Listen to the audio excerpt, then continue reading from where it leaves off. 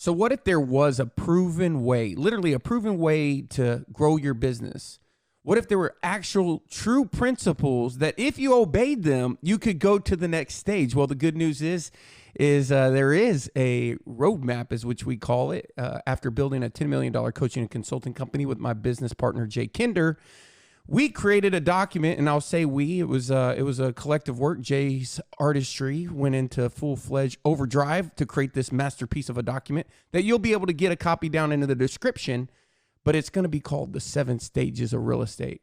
Hey, everybody, this is Michael Reese, a digital marketing expert, an agent, and a real estate coach. I teach real estate agents and team leaders and brokers how to grow their business through digital marketing, content creation, and social media. If you want a proven strategy to get more leads, close more deals, and scale your team, you're going to love this video, so keep watching and make sure you hit that subscribe button and tap that like button. It'll help the old YouTube algorithm put this video out in front of other people who need to grow their business.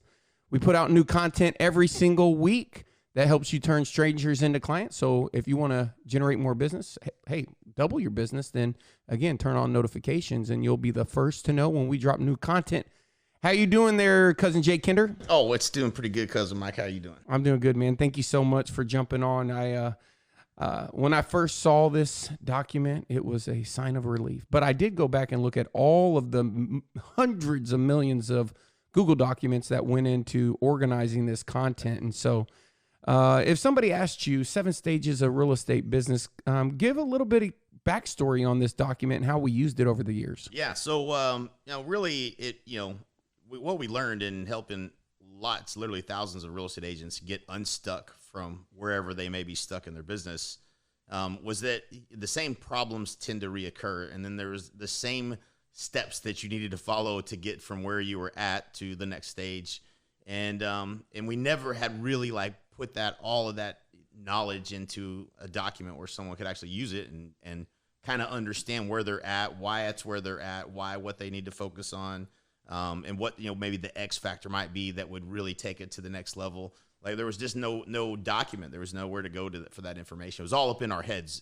And so we spent a lot of time putting it together, and it turned out to be quite a nice little document. So if you're stuck in your business, wherever you may be stuck, I think this will help you get clear on what the problem is and what has to happen in order to solve that problem. Absolutely. One of the biggest things, if you want to change your business, you got to change something you do every day, and you can't change anything until you have awareness. So this document is organized from a couple different ways. You're going to want to identify where you are. We're going to take you through all of the levels, kind of give you an overall orientation to them. But make sure you go down into the description and download a copy and use it as a roadmap to grow your business. So there are 7 stages, and again, they're organized and named, and we'll talk about each one and elaborate a little bit on them, but they're going to be organized from transaction, team size, revenue, volume, and usually the current situation. And guys, this doesn't matter who you are, whether you're tall, short, how much money you got. These are principles driven, and the good news with principles is they do not discriminate.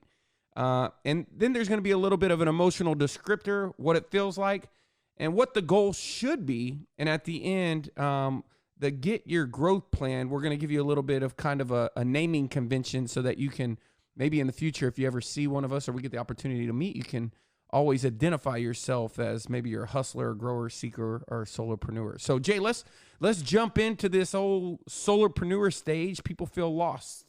Yeah, so I tend to identify with the transaction size, right? So that's usually where I start the reference, because the number of transactions, whether it's an average of 1 million or it's an average of 200,000, the sheer number of transactions kind of dictates whether these are accurate or not. But 0 to 14 transactions, this is where I guess probably every real estate agent that doesn't survive in real estate gets stuck somewhere in this stage, and it's quite simple. Unfortunately, when you get your real estate license, they don't teach you how to get a customer. And so you got to learn the skills, you got to have the right mindset, and you got to work on the right things in order to move to that next level. And that's doing above 14 transactions a year. So if you're stuck here as a solopreneur, a newer agent, most likely, then there's things that you can do to get to that next level.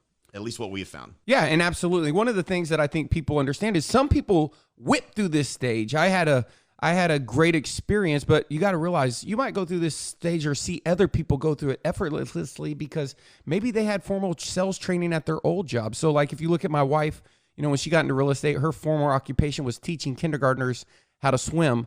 Doesn't translate very well into selling, but you know, if you're managing health clubs, talking to people about their weight, waiting tables, you might have a little bit different set of skills that you've already acquired that maybe some of your other colleagues that just went through real estate school didn't acquire, like building rapport, the stuff that, you know, what did you do? Let's talk about that. What'd you do? Because I know you got an interesting story here that helped you breeze through those stages. Stage one. Yeah. So it really, you know, it really starts with your mindset, right? So like you're either consuming the right things and you're either around the right kind of people or you're not. And so your environment is everything. The training that you may be going through, all of those things matter. And I think the biggest mistake to avoid is listening to the wrong people. I had a lady I talked to a couple days ago, been in business a year, hasn't closed anything, but I could tell she had the gift. Like she could have been successful in real estate up to this point. And she was working for sell by owners and the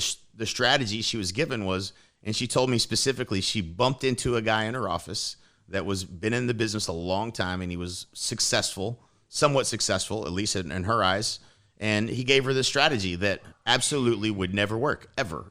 and it wasn't working. And so she didn't know, she suspected it wasn't working for, you know, that it wasn't the best idea. And I said, well, I can help you with that. And I sent her some training. But, you know, sometimes you listen to the wrong people when you're in real estate. There's people in your office that are going to tell you things and they actually have never done them before, or they're not having any success in their own business. And so you got to start following the right people. You got to find the right mentorship, the right people to listen to if you want to be successful in real estate, because there's so many things you can do that don't work. It's easier to find those things than it is the things that do work. And a lot of the times when you're at that solopreneur stage, you got to acquire this. For me personally, you know, it's you got to learn sales, right? You got to be able to talk to people, and if you're not comfortable with that, a good book I would recommend is How to Win Friends and Influence People. There's a lot of good training out there. So again, if you're around people who already have those skill sets, you're going to naturally pick up. You're going to model them. You're going to see how you know, for some people, it's they see somebody else do it, or they go to a formal class and learn it. But there's also some great books out there. I know you went to something you said to me. I went to Dale Carnegie's training. I actually read in stage one, I read How to Win Friends and Influence People, and went to Dale Carnegie's training. It was an 8-week training course. It was like one day or one evening, or I think it was actually one day for a week for 8 weeks or whatever. And I learned how to get uncomfortable real quick, and really How to Win Friends and Influence People was the first book I really ever read after high school. Absolutely, man. So moving on to stage two, the seeker stage, 15 to 25 transactions. Still a solopreneur, meaning you don't have anybody on the team. Revenue size, 60 to 105,000 a year. Let's talk a little bit about that. So yeah, that we call this the seeker stage, and it really is. This is where you have to learn sales skills and people skills. Period. Like you're either gonna be working some lead strategy, or you're going to be working FSBOs or expires or something in stage two, especially to get out of stage two, which is 25 transactions moving into stage three. But if you're stuck here, I can almost guarantee you that you haven't been trained. Like you haven't properly been trained on sales. People skills, you either have them or you don't. It's harder to learn people skills, but you better have people skills. And you definitely better have sales skills. If you want to move out of this level, that's going to be the most critical thing. Have you been properly trained on what to say to win the business when you're face-to-face with the client or when you're on the phone with the client, period. You don't get to any of the next stages until you learn this skill, and you just have to embrace that. So yeah, the seeker, you know, you're willing to do the work, but there's a lot of people that get stuck here. I would say a lot of great talent lives and dies here like a potted plant. Yeah. And one of the reasons, and I'm going to just say, you know, I feel only reason I made it, I might have got through here with brute force, but one of the things that I learned from you, and this is, I give you 100% of the credit, was investing in myself. That whole word seeker, you know, going to conferences, seeking out, finding what other people, little things, just seeing someone else that had done it. You know, a lot of the times, you know, you don't know what you don't know. So when you're at that seeker stage, it's one of those things that, you know, you have mindset at stage one. Stage 2, you still have to have that mindset. You have to be a continuous learner. If you're a continuous learner, you will figure it out over 100%. time, right? And so you have to, you're at that stage. A lot of people, when they get here, especially if they have a high average dollar, price, they can get comfortable, because it's needless to say, a lot of people at 25 deals are probably making a lot more money than they were before they got into real estate. Yeah. Yeah. It's, you typically at this stage, what I find is you're lacking in leads. Everything's kind of inconsistent. You've probably spent money on things that didn't work, and you don't have a plan. You don't know exactly what to do to break through to that next level. And so you really truly do feel stuck here. If you're stuck here. Absolutely. And I want to point one thing out on stage 1 and stage 2, and this is going to take us to the next stage. But the first 2 stages, you're really at transactional revenue. Your income is based upon 100% your own efforts. That's one thing to point out. And as we move through here, you'll start to see where you start to get off of not only transactional income, but where you start getting leveraged income. So that takes us to the grower stage, stage 3, 26 to 48 transactions. Now you have a team size of 1 or 2. What's that team makeup? Yeah, so typically, you have either a virtual assistant or a full-time assistant that's maybe somebody helping you with your transaction to close, maybe somebody doing some of the heavy lifting in terms of the paperwork and things that are low dollar productive activities. Ideally, you have somebody at this point. If you don't, you're working probably harder than you should, and you need to start thinking about getting some leverage. But this is the roller coaster. This is where when I'm in a room, I don't care if it's 10 people, 30 people, 100, or 1,000 people, real estate agents, and I ask what stage they're in. The first 3 stages. This is where most people get stuck, and so. If you're stuck here, it's not uncommon. This is the, hey, my business is going good. My clients love me. I know what I'm doing. I feel confident, but it's just inconsistent. It's coming in waves. Some good month, then a month where I don't have anything, and it's largely because you just don't know where your clients are coming. You don't know when your next client is going to come to you. You can't say, hey, I'm going to get a referral next month that's going to close, or the next month, and that's your fear. Your a lot of times it's past clients, if you've been in the business a while at this stage, coming back to you.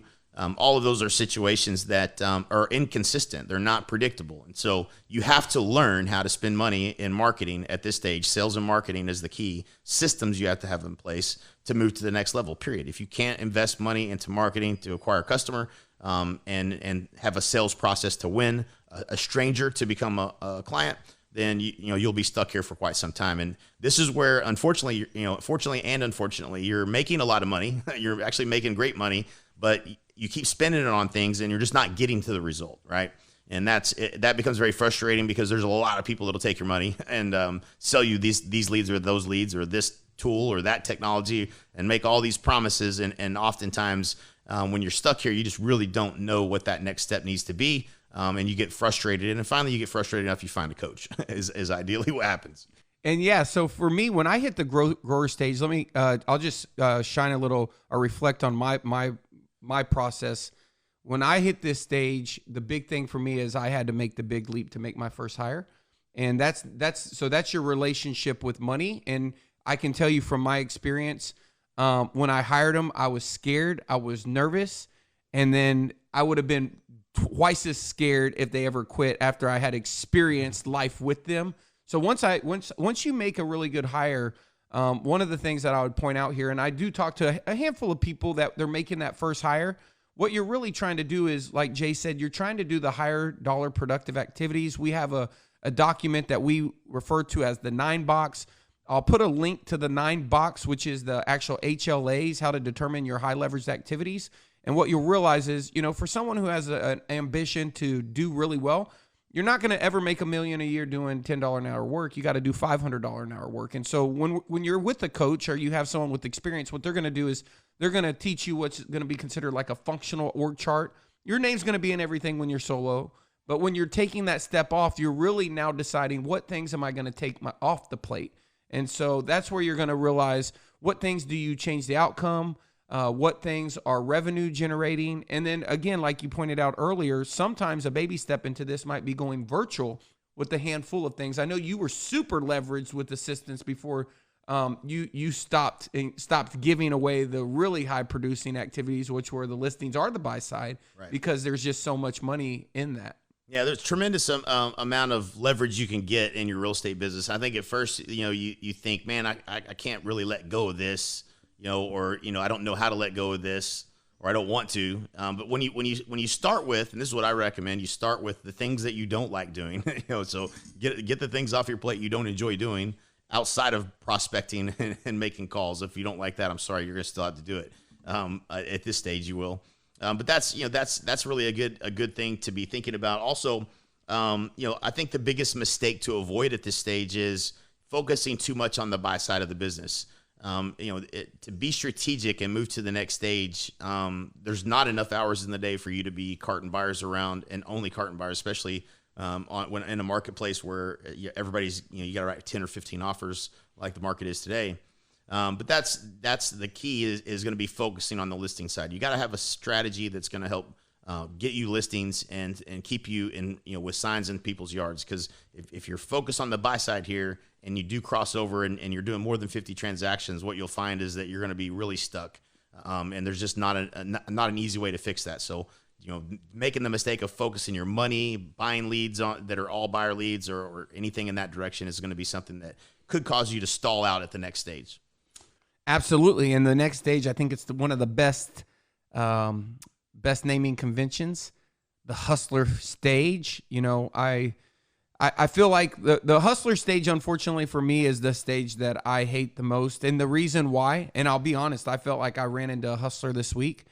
It's when the guy does nothing he's supposed to do, doesn't read the emails. Everything he's doing is done. I mean, I could tell. I literally just let the guy go. I was like, man, listen, it seems like he literally told me, give me the Cliff Note version. I was like, you know how many things in your life you're probably doing that way because you're at this hustler stage? The hustler stage is on Thanksgiving where you're present, but you're not present because you're stepping out into the backyard because you're doing inspection. You're doing so much.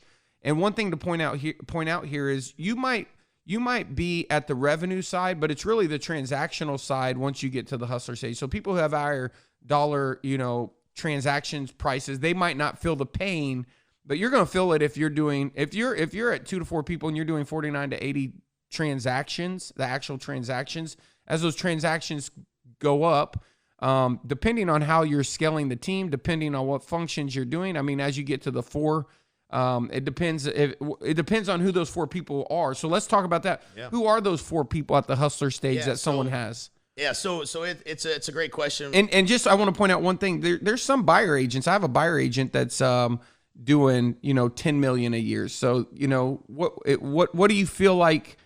What's their day looking like? Yeah, in a perfect world here, you may have one buyer agent. You could have 2 that are starting to produce a little bit. The threat. And this is the biggest threat of all when you're building a team and you're trying to break through to the next level is most people start a team before they need to start a team.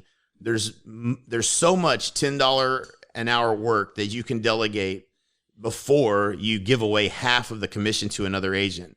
And so you should be delegating those things and maintaining those relationships with clients for more than one reason, not just the transactional revenue, but also the lifetime value of that customer. When you hand someone off to someone else to take care of, you lose the lifetime value of that customer because they come back to that agent. And at some point that agent may not be on your team. And so it's really, a lot of people make the mistake of, they start hiring agents. They don't have a hiring process. They don't know how to write the proper ad to find the right type of person. They don't have an onboarding process. They don't have an ongoing training process. Yet they've just started a team, right? And so if you start too soon, and a lot of people resonate with this, is that it crashes and burns, and you end up saying, I'm never going to do that again because it was such an awful experience. And so you end up being adding more jobs that are not as dollar productive as you actually do in those deals too soon. So be careful not to bring on a bunch of agents too soon. That would be a threat for sure. You probably have 2 or 3 admin at this stage, or at least 2, maybe 3. But you want to be getting things off your plate where your time is spent on the phone with clients and face to face with clients, where the money's made and real estate is face to face. And so you got to get those things off your plate. And I would say for most people, resist the urge to hire a bunch of agents at this stage. You maybe have one, maybe two at most. And that's towards the latter end of this stage going into the next stage, in my opinion. You can do it. It's just going to be, you're not going to get, you're not going to be making any more money with that decision. You can be keeping the lion's share of that revenue as opposed to giving it away by hiring the right people and putting them in the right places. And one thing I want to point out here is a lot of people who get to this stage, they get here they made the calls. I mean, it's very hard to get here without making the calls. And so one of the things you might consider is an ISA at this stage. If you haven't already done that, that's a revenue generating activity. It's one of those things that, it can maximize what you're already doing, because as you're getting more busy, maybe you're not getting time to do the things that got you busy. So you're starting to get on that roller coaster, because what got you there was making the calls. But as you're out in the field doing the field work, you're not making the calls. And so an inside salesperson really helped me move quickly, because I was also able to do some of the things that I had just tended to stop doing, either A, because I was tired of doing them, or B, I just slowly stopped doing them. An example would be I was going after expireds, but I stopped calling them and started mailing them, and that didn't, I had an ISA early on, but when the ISA left, I didn't jump back on the phone and start calling the expireds. I waited for the new ISA to come on board, and I just kept on mailing them. So that's another thing that might help. You do feel like you're going, well, here's the main thing. The good news is, if, like Jay said in the last stage, if you're implementing those seller activities, it is going to give you a little bit more of your time back on those additional transactions if you successfully done that. If you're still out there and you don't, what do you think the health of these 49 to 80 transactions, what percentage of them do you think, and this is a random ass question I've never asked you, right, what percentage of them do they need to be at a 50-50 buyer and seller here? At a minimum. Yeah. At a minimum. And it should be really towards the end of the stage, it should probably be more like 70-30. And that's when it starts to make sense to hire buyer's agents, because you're not calling all the buyers that you could be calling. You're not taking, you see things falling through the cracks is generally what happens. And so, if you do it too soon, then you're giving people deals that you could have easily done yourself, and get other things off your plate in the meantime. But that's generally the case for sure. Now we get to where really the rubber hits the road, and I would say was probably what our coaching company was known the best in the world for, is helping people go from these next few stages, which was really, in all fairness, turning it into a business, right? Right. And so now you're really taking that step out. You're getting leveraged income. You're taking a different approach, and your responsibilities and functions are starting to change because you're starting to get results through others. And so at the entrepreneur stage, as you can see, it's 81 to 161 transactions, maybe team size of 3 to 8 agents. And you're somewhere between that 330 mark to $1 million at this point, and between 16 million to 32 million in GCI. And the business is rocking, and you're making some money, but you still feel a little bit like something might be wrong. A little turbulence, if you will. White water. Right. Yeah. So it's generally because the type of personality it takes to get to this stage is also not a processor or system oriented. And so you've made or identified a hire at this stage that helps with that, and they're kind of the opposite of us usually. So if you're really good at type A personality sales, then you're probably not that good at processes, and people that slow down things, which is the processor mindset, it tends to aggravate us because we just want to go. And so if you run into that at this stage, then that right key hire becomes your best friend, because they build the systems that can stop the chaos. And that's what if you're stuck here, it's generally chaos that's really worrying you. It's not the business. You're doing good. Things are up. The business is up. You've identified ways to get clients consistently. You're high margin, and now you've got a team, and you've probably got an ISA in place that's making those calls. So you've gotten off of the calls. Now you're just face to face on listings. You've got some agents handling the buy side, and those systems are either working or they're not. And that's really what it comes down to, is systems and processes to get to to conquer the chaos and move to the next stage. Yeah. And it's crazy because, when I've personally watched agents at this stage, I've seen some that I admire, and I'm like, man, they're doing an amazing job. And then I see people, I really see almost like I see the stress and the agents are on the team. And one thing that I'm pointing out here is I think the good ones are really starting to focus on the culture. They're starting to focus on the people. Yep. They truly, genuinely are starting to care about the people, and they have systems in place, whether that's feedback, team meetings. There's a structure that didn't exist before that's becoming more and more important in order to have all of these different personalities. And this is where we're helping people put those decision filters like core values that help you identify people that are not good fits. Now, people who have none of those systems, they're just making money. They're keeping people that they should have fired. There's one person that nobody likes that's still on the team because they're making money. But really, as a company, you're probably going to start facing a lot of churn, which is agents not wanting to stick around. And it's not wanting to stick around because they're successful. They don't want to stick around because the culture isn't there. And the people who nail this are the ones that, the people want to stick around and they feel bad for even having a thought about ever leaving, right? And so that's kind of the yin and yang. You're either really good at making that investment in the people or you're not. Yeah. Generally you make a bunch of mistakes in the people side of things. If you're stuck here, then you've made some mistakes in the people, the leading of people, the strategic planning and process that you use to make decisions. All of those things, marketing, what you're doing to acquire customers. If you're not growing, if you feel stuck here and you're not growing, usually marketing is a problem. What you're doing to build your brand. All of those things can be things that keep you stuck here. But if you do it right, you can escape right through it and things will go great. But most of us didn't have that level of experience. So we didn't even know that we needed to become better leaders and managers and have these processes in place and team meetings and structure and all of the impact zone meetings and all that kind of stuff. And so you learn that once you have a coach. And so, that really somewhat, and I think the threat today too also is, not every coach is a coach. I mean, some people are good at accountability coaches, but I won't point out anybody particular because I happen to like the guy, but there's a lot of coaching companies out there where there is no standard procedure. There's no process that's being taught as to how you make decisions in your business. Yeah, and I'll just echo that really the what's normal now, I feel like that set the standard for this it wasn't like we went to a coach and learned, how to run an ad and then went and taught other people.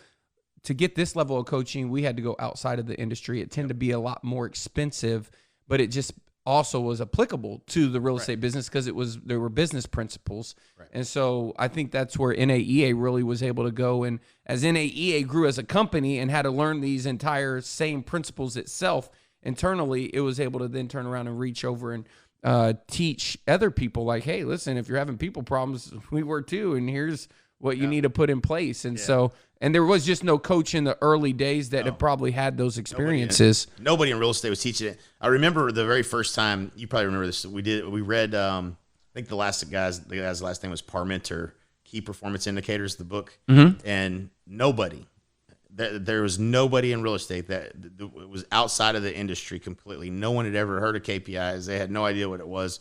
And remember the first time that we taught that principle. And leading and lagging indicators came later, you know what I'm saying? But it just wasn't stuff that you were learning. And you either understand those things or you don't. If you don't, you're not going to get very far. You're going to get stuck here. So there's a lot to learn.